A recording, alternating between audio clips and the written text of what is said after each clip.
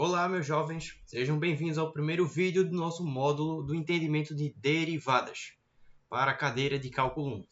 Depois, em outras cadeiras de cálculo 2, 3 e 4, a gente vai ter conhecimentos mais aprofundados sobre derivadas. Mas é aqui que eu quero me reter para o entendimento de fato desse assunto. Derivadas é uma coisa bem simples, você já viu elas, só não soube interpretar muito bem o que eram. Para começo de conversa, deixa eu ver onde é que está aqui. Achei. Aqui. Bem, para começo de conversa, temos que falar sobre taxas de variação. O que é isso? Taxas de variação, elas são basicamente você observar uma grandeza que ela cresce ou decresce ou varia em função de uma outra. A gente vai tratar basicamente de funções. Taxas de variação estão atreladas a funções. Vamos para um exemplo mais clássico que você já viu sempre no seu ensino médio. Não necessariamente nesse formato, mas já querendo avançar um pouco mais. Suponha que eu tenha aqui um objeto. Esse objeto ele está se deslocando. Eu estou estudando aqui o deslocamento de um corpo. E você vê que as posições que ele atinge em função do tempo. Para antes do meu cronômetro, para depois do meu cronômetro. E muito bem. O que é que eu quero que você observe aqui? Nesses gráficos, ou nesses conceitos de física que a gente tratava sobre o deslocamento do corpo, nós tínhamos o conceito de velocidade. O que é velocidade? É o quanto um corpo percorre num dado intervalo de tempo.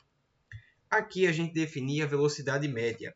A velocidade média, se você lembra das suas aulas de física, ela é o conceito do famoso ΔS sobre ΔT. Ou seja, nós tomamos dois intervalos de tempo que estão aqui nas abscissas e verificamos onde é que ele estava no intervalo T1 e no intervalo T2. A taxa de deslocamento a gente chama de velocidade, ou seja, é o quanto um corpo se deslocou durante uma variação de tempo, quanto sua posição variou ΔS para uma variação de tempo ΔT. Esse aqui é o deslocamento de um corpo.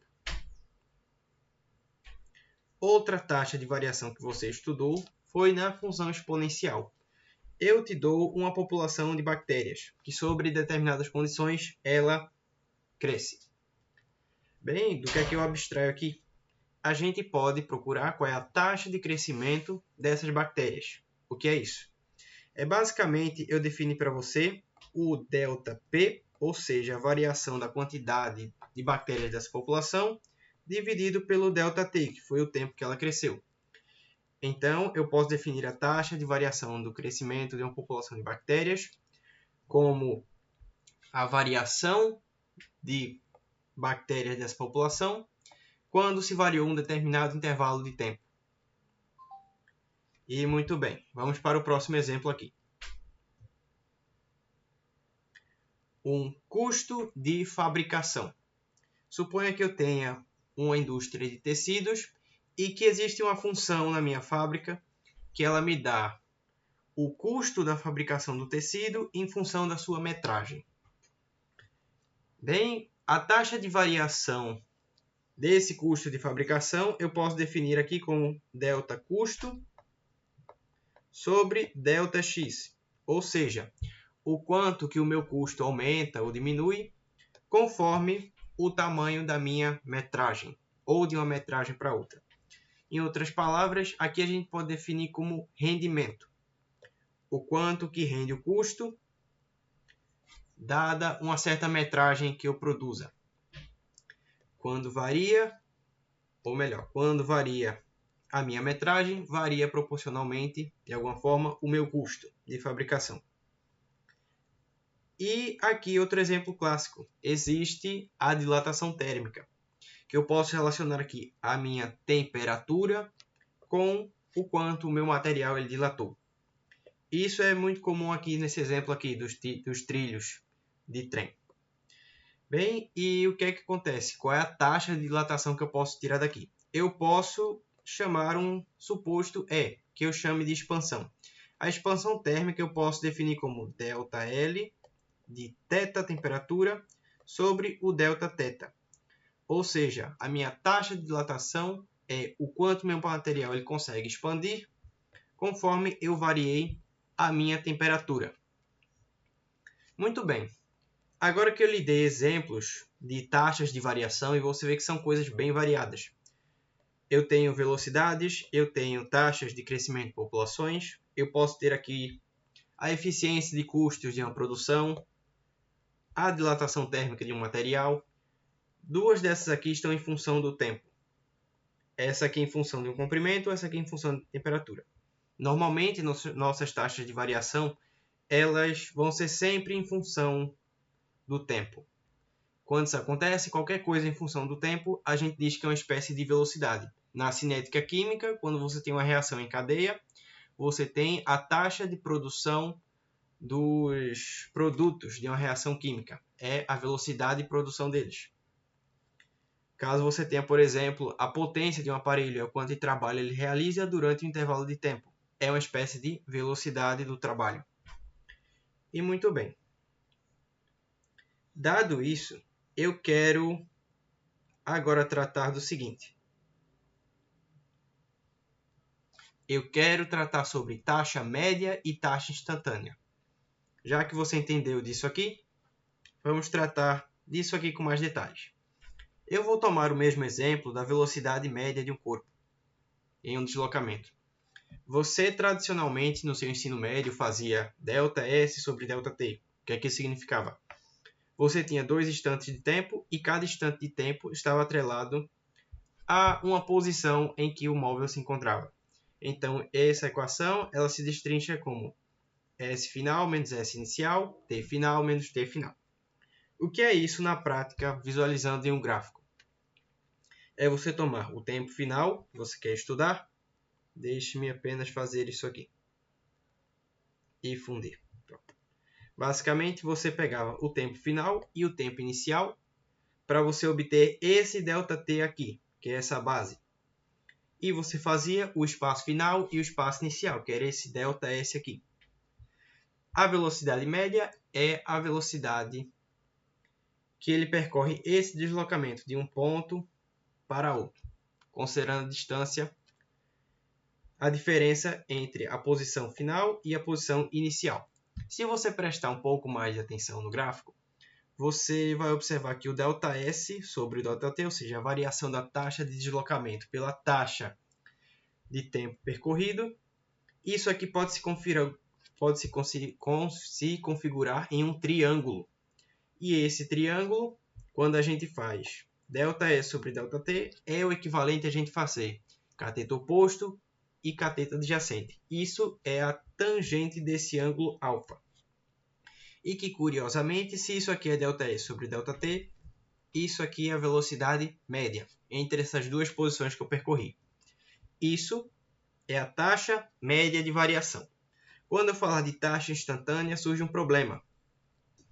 Eu quero saber precisamente, com exatidão, qual é a velocidade do corpo nesse ponto específico, nesse exato momento T e nessa exata posição S. Como é que eu faria? Bem, se você comparar aqui a taxa instantânea e a taxa média, você vai ver que aqui eu não tenho um triângulo para eu trabalhar. Aqui eu ainda tenho alguma coisa para mexer, mas e quanto aqui? O que foi que aconteceu? Bem, eu vou logo adiantar. Quando a gente estava resolvendo problemas de limites, tinham certos problemas que eles eram desse formato aqui. Você tinha o limite para quando h tende a zero de uma razão. Que razão era essa? A razão que eu estou falando em si era essa aqui, ó, da f de x mais h menos a f de x dividido por h. Esse aqui é o recurso necessário para a gente conseguir resolver esse tipo de problema aqui. Mas como assim? O que é essa equação traduzida para isso aqui? Para a gente entender derivadas. Bem, eu vou olhar o nosso problema um pouco mais de perto. Eu vou ter aqui os mesmos, T1, T2, e eu vou separar eles, chamar o ΔT agora de H.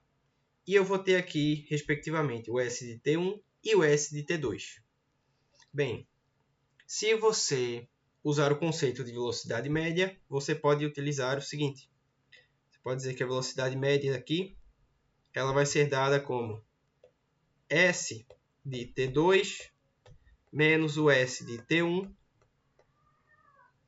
dividido por T2 menos T1, que é a base desse triângulo. E aí T2 menos T1. Muito bem. Só que aí é que tá. Eu quero saber especificamente qual é a velocidade aqui, nesse ponto T1. Então, eu vou tentar transformar todas as minhas variáveis aqui em função de T1. Se você observar aqui por esse problema geométrico, você pode entender o seguinte. Você pode entender que T2 ele é nada mais do que o T1 adicionado a uma distância geométrica h. Se eu partir de T1 e andar h unidades, eu vou ter T2. Bem, isso aqui eu já tenho. Se eu já tenho T2, eu vou procurar a S de T2. A S de T2 eu posso simplesmente escrever como S de T1 mais H. E T2 menos T1 eu já sei quem é. T2 menos T1 é o H. Então eu posso reescrever a minha velocidade média como S de T2, que eu sei que é o S de T1 mais H,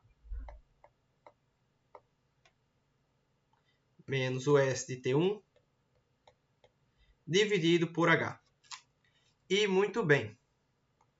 Perceba que essa estrutura é muito similar àquela do limite, com f de x mais h menos f de x sobre h. Mas e agora? O que é que eu vou fazer para achar a velocidade exatamente quando eu estiver em T1?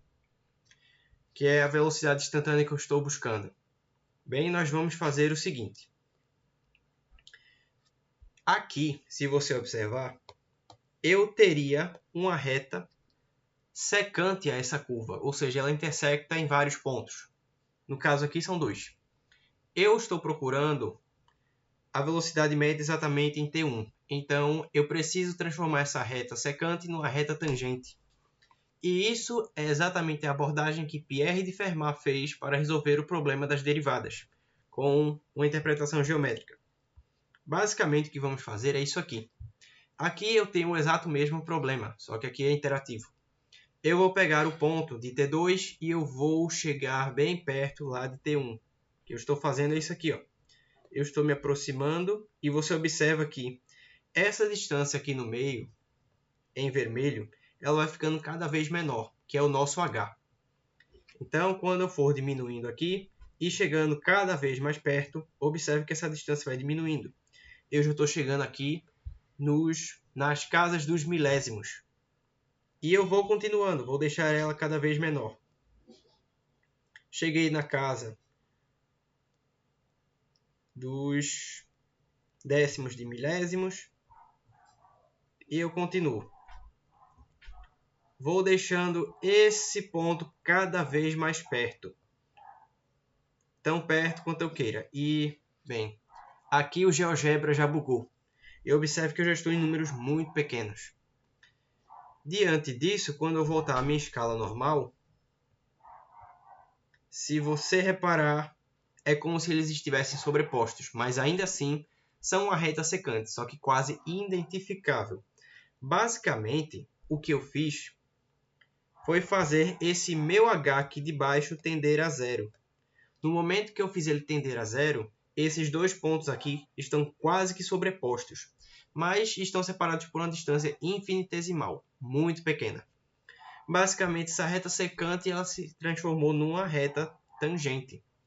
E como ela vai intersectar num único ponto, eu acabei de obter a velocidade média exatamente em T1.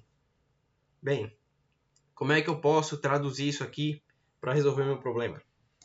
Basicamente, eu vou escrever que o limite para quando o meu h tender a zero dessa função s de T1 mais h menos o s de T1 dividido por h. E muito bem, isso aqui é a nossa derivada. essa é a definição de derivada. Derivada é um limite especial em que nós temos uma distância infinitesimal que tende a zero e que ela traduz para nós taxas de variação de uma grandeza y em função de uma grandeza x, numa função f de x. Em outras palavras, se eu quiser escrever a derivada propriamente, não como limite, mas sim como ela em si, eu posso escrever assim: ds de t dt. O que é isso aqui? Eu vou escrever melhor, para não ficar tão bagunçado. A derivada propriamente dita, ela é isso aqui. Nós lemos ds dt. Isso aqui, por enquanto, não é uma fração. Não entende isso aqui como uma fração por enquanto. Vamos chegar lá um pouco depois. Mas o que é que isso aqui significa? Isso aqui é a notação matemática de derivada, que o Leibniz adotou. Isso aqui significa o quê?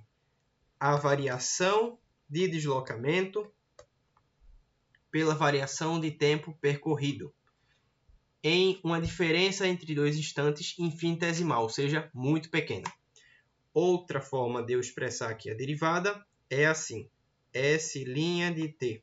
Essa aqui é a notação do Newton. E muito bem, especificamente para eu falar de t1, eu digo que a derivada em t1. Eu faço essa reta e coloco o meu intervalo aqui.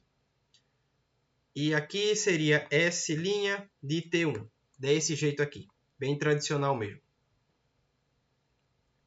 E muito bem, acabei de introduzir para você o conceito de derivada. Derivada é um limite especial em que a gente faz essa operação conceitual aqui para defini-la. Ela é a taxa de variação instantânea da relação entre duas grandezas que se relacionam entre si por meio de uma função. Ao decorrer do curso, a gente vai observar certas coisas que estão acontecendo com as derivadas. E aí vão surgir as regras de derivação, que infelizmente você vai ter que decorar, mas faz parte. Com prática, você acaba fixando elas na cabeça. E muito bem. Introduzido aqui o conceito de derivada, através de você entender que elas são taxas de variação de funções, eu encerro esse primeiro vídeo da nossa playlist de conteúdo de derivadas. Espero que você tenha gostado. Eu espero que você tenha utilizado os vídeos da playlist de cálculo para aprender e se instruir. E muito bem, deixe seu like, inscreva-se, compartilhe o canal e me ajude aí a crescer.